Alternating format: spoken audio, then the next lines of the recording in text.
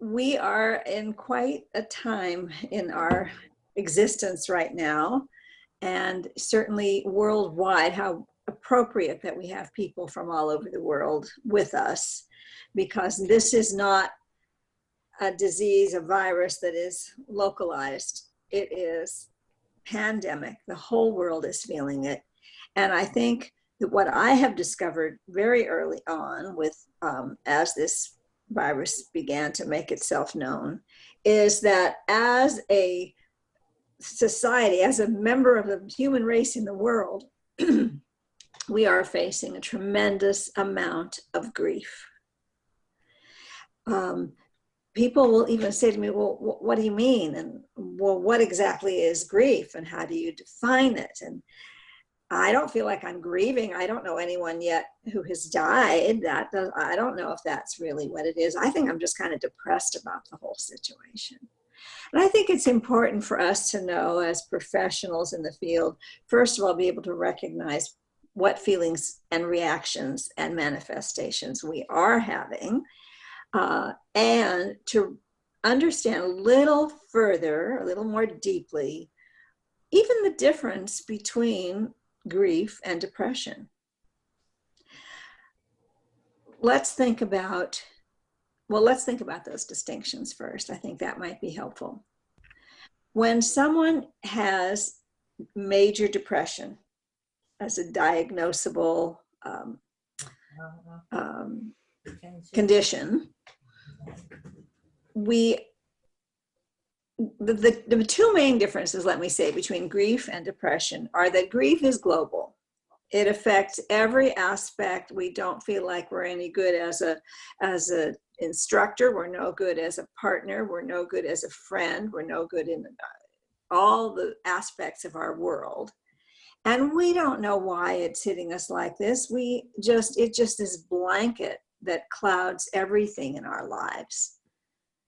While the symptoms and criteria for grief and depression may sound very similar, the big distinction is that when we're grieving, we know what the cause is. And the reason so many of us and our families and friends and clients and students and associates are feeling so sad and frightened and in this limbo state, we know what the cause is. We still may think of ourselves as a very capable professional, a very capable and loving family member, and the various roles that we have. So it's a fine line distinction, but I think one really worth making. And we aren't going to be able to, quote unquote, treat grief the way we might treat depression with medication or whatever. That's not going to be the go-to. I have been teaching and instructing physicians for years. When someone comes in and someone in their life has died or they're facing a major grief over loss of something, the answer to that isn't, here, take this pill, you'll feel better. The thing about grief is that it really has to be processed. It's not something that we can just push off to the side and ignore. It's a process to be lived. And I wanted to have us recognize today a little bit about how we may be seeing it manifest in ourselves and in others. Grief is physical, it's emotional, it's spiritual. It affects, there's not one aspect of our life that it doesn't touch. So I am imagining that some of you are finding some of the physical responses to grief. People have been telling me, I can't sleep. Or I can fall asleep, but I can't stay asleep. Or I only want to sleep, because we know for every one of these symptoms that we're going to talk about, the exact opposite is true. There is no predictable recipe or pattern that any of us are going to follow during any grief process. And we want to be sure that we define grief as reactions, all those kinds of reactions people have to any kind of loss. And one of the losses we're having right now is just the safety of our world. That feeling that we maybe have lived by, that everything's going to be okay, or that I can make this all better. That is a huge loss. It's a loss of the paradigm in which we were living. It's the loss of being able to, in person, visit with family and friends, to be able to give or receive a hug, to just be in people's presence, to go about our normal daily activities that usually include social interactions. There's tremendous loss and grief in all of these changes that are coming about. So talking then about let's go back to some of the physical manifestations. I don't know if anyone wants to even write in on the chat board or anything on the little chat, some of the ways that they're noticing that they're being affected. What about appetite? Some people have told me they have completely lost their appetite. They have to force themselves to stay hydrated. And good, I'm guessing Michelle is saying fatigue. Yeah. Loss of motivation, so, drinking more alcohol. Yeah. So we'll go through these one at a time a little bit. Thank you, Karen. So either I can't sleep and I'm wired and I'm up all the time, or all I want to do is sleep, or I'm just feeling physically exhausted. Here I have all these hours at home. I could get so much done. I probably should get so much done, and I am exhausted. I feel, like Marissa says, just this tension in my body. I realize I'm holding my shoulders really tight and I'm clenching my fist. And I'm talking about people talking about clenching their jaw and feeling that, tightness in the chest, Jackie says. Feeling even that I can't breathe, even when I'm not talking about a physiological, because I have the virus, but just, I can't even catch my breath. I'm wound up, I'm tense, I'm just blocking this, right? I'm just not even noticing what my body is.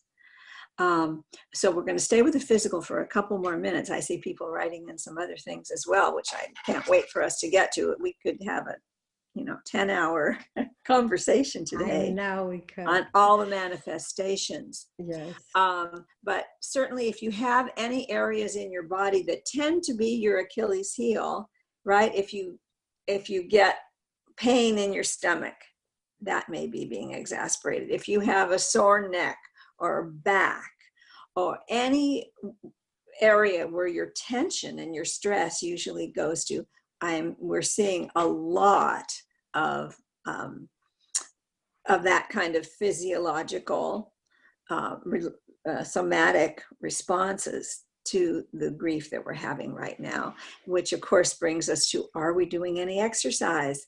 How important that is to maintain our mental health as well as our physical health, that we're either going outside and getting a little bit of fresh air if we're permitted, or doing whatever exercise we can. And so many wonderful, even streaming and online exercise programs. Someone mentioned headaches. Absolutely, that certainly is something that a lot of people are experience when they're under tension. So we need to honor any of these as a little bit of a wake-up call and a reminder. What are we doing in the self-care area? And we'll talk more about that probably even next week. But how do we make sure we're giving ourselves the TLC and the physical and physiological care that we need, and getting the rest that we need, and not judging ourselves in those areas? Were there other physical things that you saw, Karen, that we've maybe skipped over? The physical. The Yeah. chills, Jesse says the chills. Well, and you talked about alcohol and Right. eating So more. so the alcohol really would, yeah, probably really be probably more behavioral, that we're Okay. turning to, and thank you for bringing that up. But, oh, what means TLC? Thank you. Tender, loving care. It means really giving to others and ourselves gentleness and tenderness and understanding and compassion. Boy, do we need that now more than any time almost in society, in our lifetimes. That, and we're seeing acts of kindness that are exquisitely beautiful. I mean, neighbors gathering on the street, people asking, I'm going to the market, can I get something for you, all of that. And then the personal care for ourselves. So we were thinking about some maybe self-destructive or addictive behaviors, certainly turning to alcohol and drugs just to escape all of these thoughts and feelings that we're having. I mean, people are really vulnerable to that right now. We're at home. We don't have a lot maybe that we're doing. We talk about the online shopping addiction. I think that has been really prevalent. That, well, what else are we going to do? We might as well order all kinds of things, from the internet. So a whole variety of addictive kind of behaviors, or gambling, playing all these online games, or even certainly with the children as well. Someone said the other day that we used to limit screen time in our home, and now we just let the kids have free reign over it. We need to watch that. We need to recognize what that's all about. But these are things that we do to try to soothe ourselves in this heightened state of grief that we're feeling. What are some of the, how are we doing on time? Okay, some of the emotions that are coming up. Let's get a few people pop in with feelings and emotions. Restlessness and anxious, says Raina. Let's go with that first, and then we'll get to anger and helplessness and some of these others that people are talking about. So that feeling of anxiety and restlessness, and I can't just sit here and think about this all the time, but I can't, and I can't seem to stop myself from thinking it all the time. What are some of the techniques that we can do for ourselves with that? Yes, we need to stay informed. Some of us want to be informed, but we don't need to be informed 24/7. We don't need to be informed all day long, or wake up in the middle of the night and quickly check online to see the latest numbers and escalation of the virus, and keep ourselves so wound up that we aren't even able to go back to sleep. What about even setting the boundaries? We have a certain amount of time that we're going to pay attention to this, and then after 15 minutes or a half hour or an hour or whatever your time frame is, then we listen to some beautiful music. Then we make a drawing. Then we write. Then we paint. Then we dance. Right? We have to limit this, because the anxiety can escalate to such a level, and everybody you talk to, we don't need to have every conversation exacerbating our anxiety, right? We talk to a friend and say, can we just for now talk not about the virus? Let's talk about, let me tell you some things I totally appreciate and love about you. Let's reminisce about the times that we've loved having together, or that we hope we will have together in the future. Let's go both cook together. You get your ingredients, I'll get mine. I mean, there's so many ways that we can change the conversation from that escalation of the anxiety. Do we take a few minutes to meditate, or to pray, or to have quiet reflection, or to look at the garden, or to, whether it's a real live flower or picture of a flower? We can even imagine being in a beautiful setting. And that's one of the things that I do and I'm doing it now on Mondays at noon for everybody who wants to join in, sessions where we do a little guided meditation into a place of beauty and peace so that we can feel that. So that has to do with the anxiety. Yeah. What were you going to say, Karen? I have a question. Yes, please. Can you give us maybe some tips of, given that grief is such a universal issue, can you give us some tips on what we might be seeing in children as signs of grief?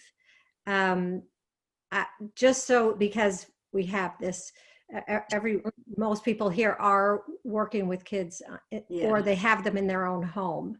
So what should we be looking for? Well, you know, as most of us probably would agree, sibling friction, Ann says, cooped up in the house.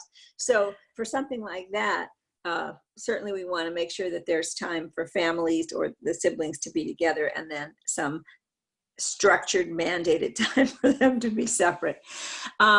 So chances are having a real direct conversation with a lot of questions from the grown-up is not going to work. Well, how are you feeling about this? Are you frightened? Are you worried? Are you angry? I mean, those we know are pretty much conversation stoppers. And I know I'm preaching to the choir here that you all do know that. Let's watch their play. Listen in to what their little animated figures are saying to each other. Not become alarmed when we see that they are expressing, because we want to welcome the fact that they're expressing some of their fears, that it's easier to transfer over to the little stuffed animal or the little action figure than it is to talk about it ourselves. We want them to, as I said, have time for privacy, but we want to be careful that they're not completely isolating, and encouraging this kind of a chat with their friends online.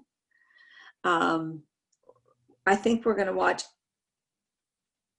all of the same signs that we watch in ourselves and try to keep, I think more than anything, keep balance in their lives so that there's still a lot of fun and play, and for the teenagers to have more time for music and hanging out with each other, you know, online or from across the street if you can do that.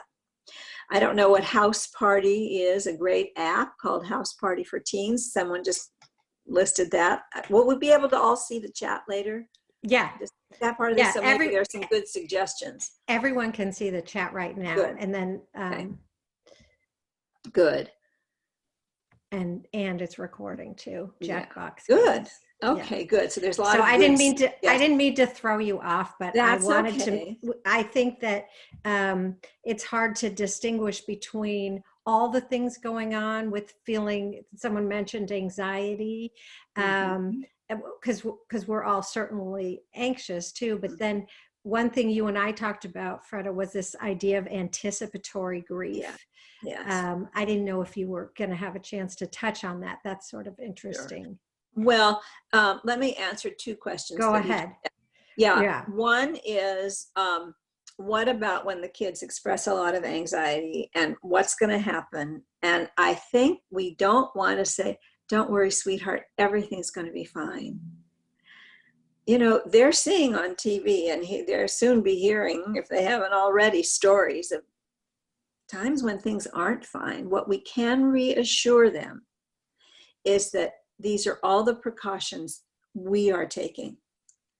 We're staying indoors, we're wearing a mask, we're all the things, and keeping things very clean. We're washing our hands, yes,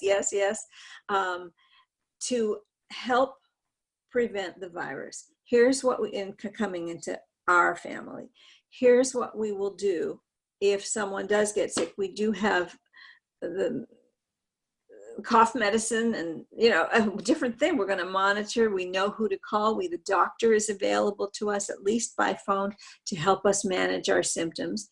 These are the things that we're doing, and the plans that we have if something should get worse.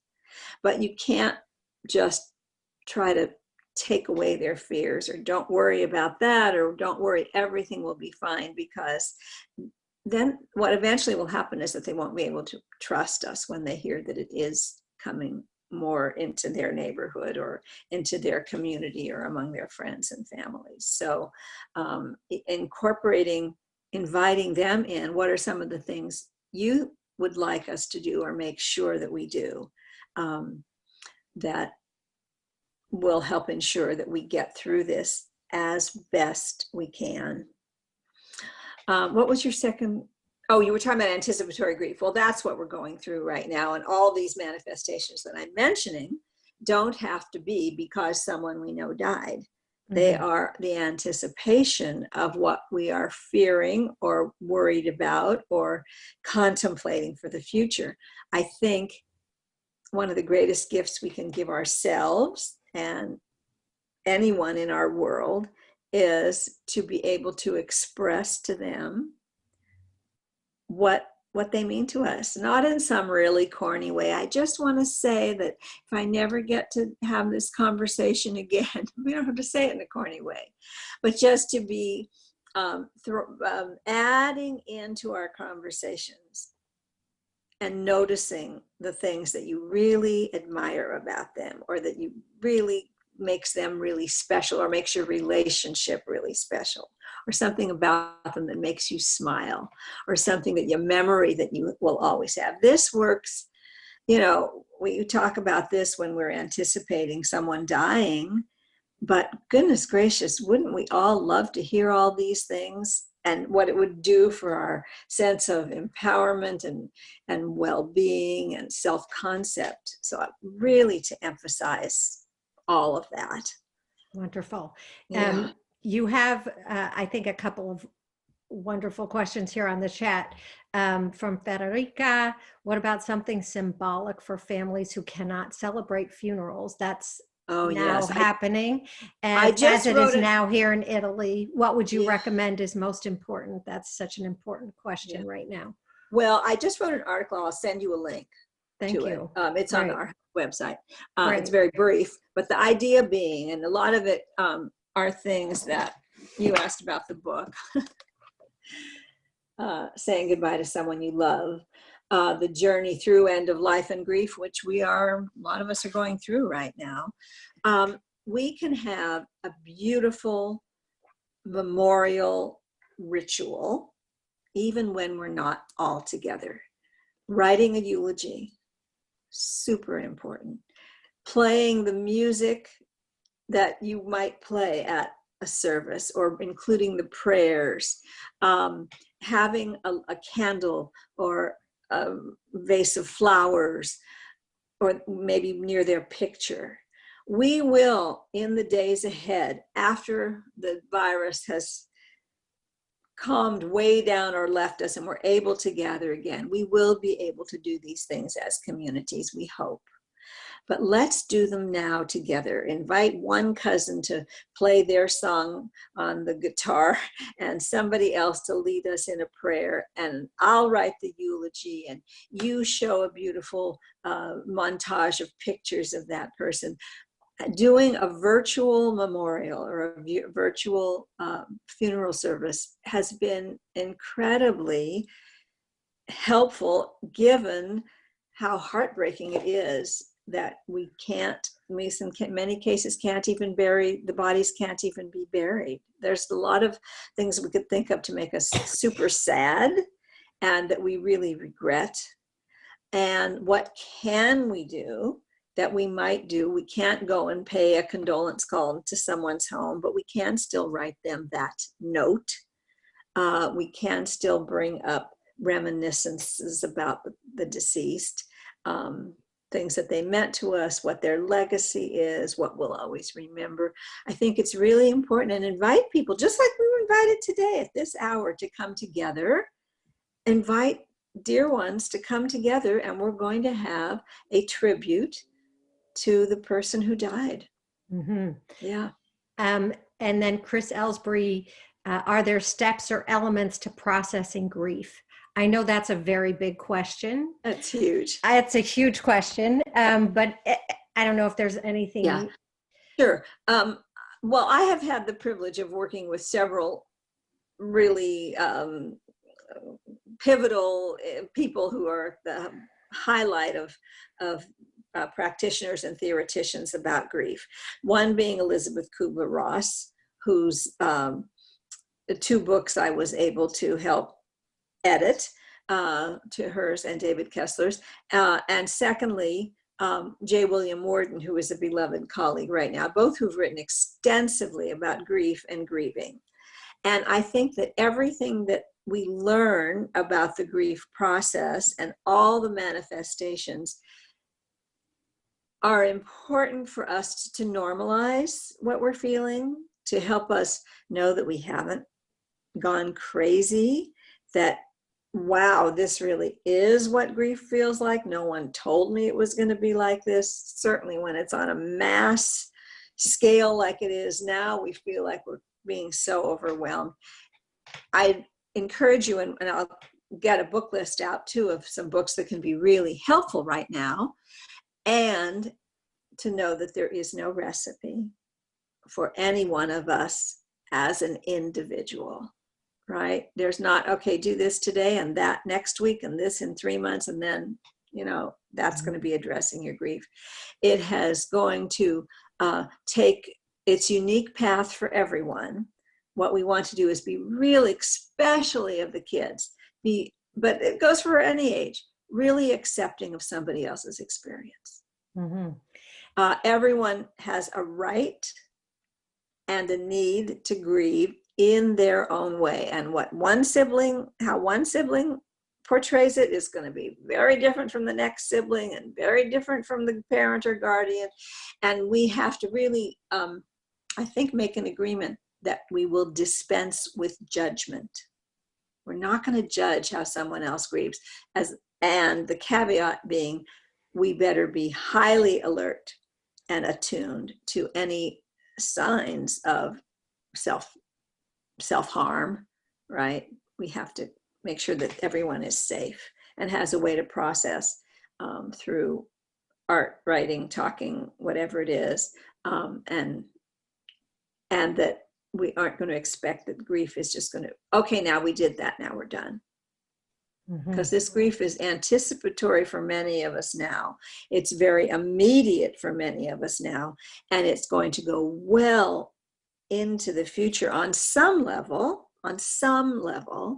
for the rest of everyone's lives. This is not something we're going to forget.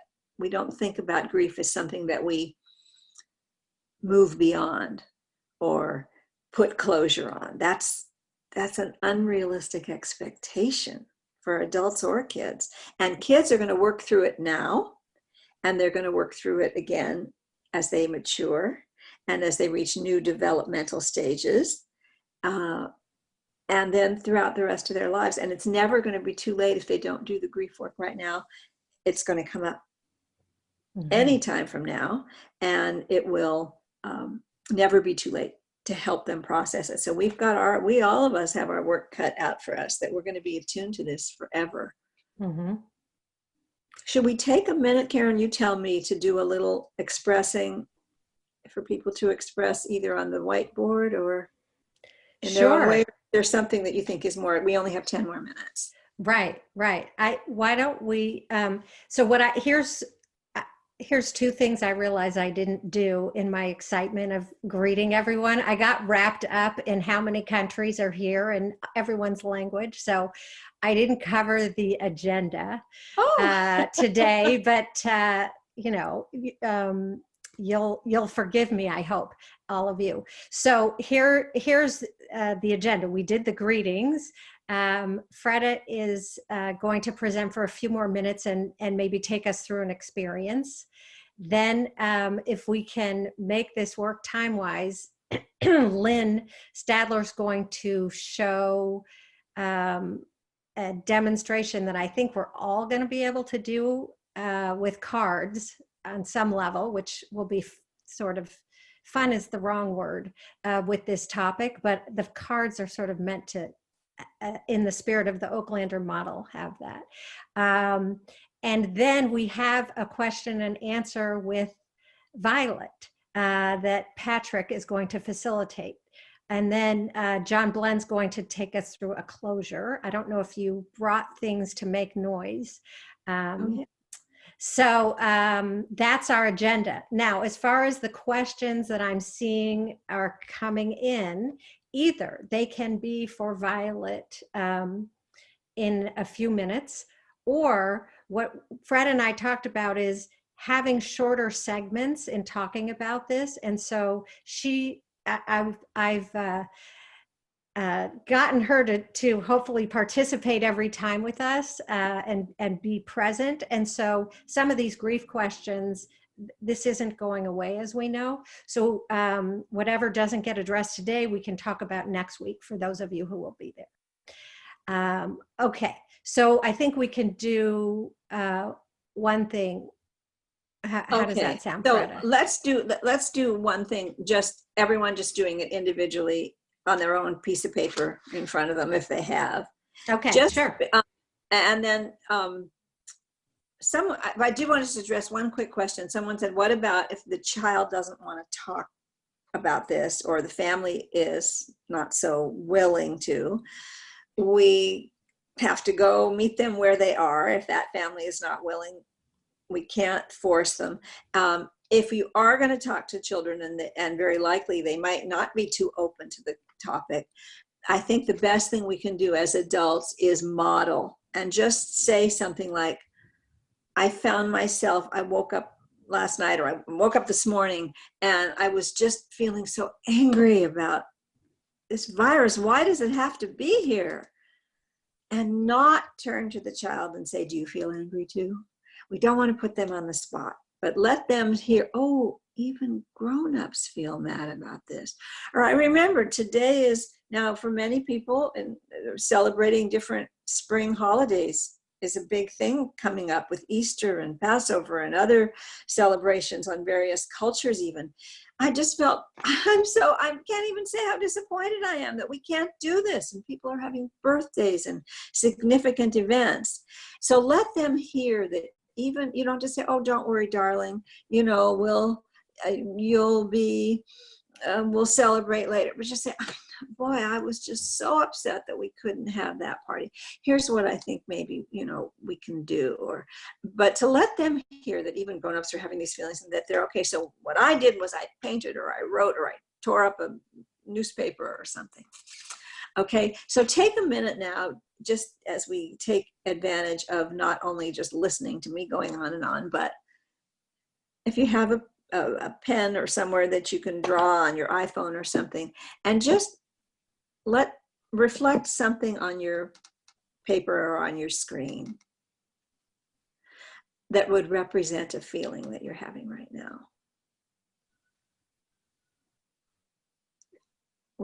And it could be words, it could be symbols, it could be pictures, it could be something that you would want to do with a child or with a family. Let's everybody just draw one image, not some beautiful picture, one little image about how we're feeling right now. So I want us to do that right now for ourselves. We're so focused on caring for the children and others. What is the symbol that represents what you're feeling right now?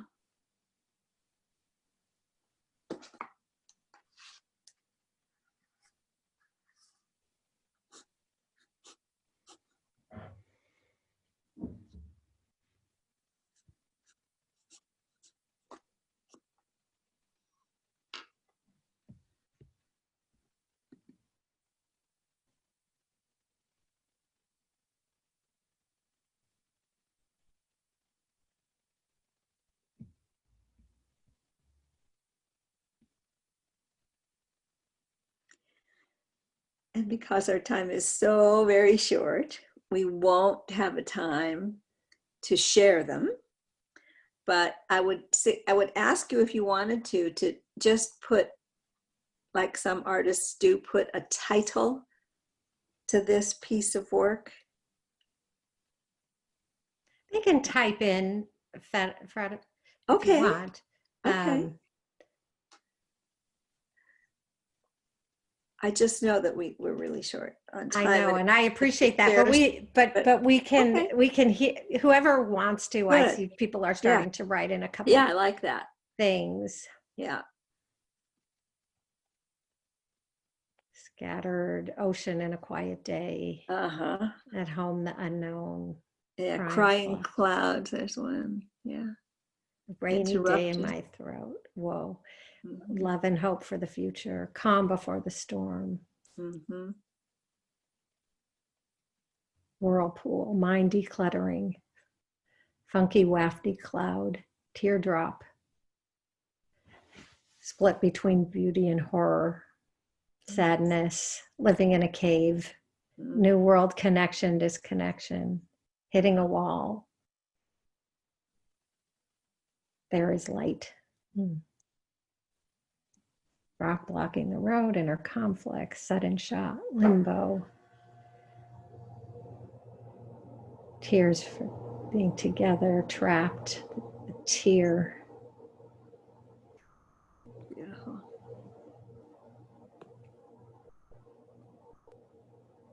Okay. Well, thank you. Thank you for participating in such beautiful ways. I'm looking very forward to reading over some of these comments later. Yeah. I think they are very expressive. Yeah. And we will continue. Yes. Yes. Fredda, thank you so much for being here with all of us. And I just to name it and to think about it in our own lives, and then to imagine and think about what children and families are dealing with right now, just to have you come and talk about it. So appreciative. I don't know if you're seeing all the thanks here, but I think I can speak for all of us that we're really grateful to have you and look forward to more participation and I mean, look forward and you know, it's all the wrong words right now. But you know what I mean. I hope. Hard to have the right words at a time like this. Hard to have the right words. Yes. Yeah. So thanks again. Really appreciate it.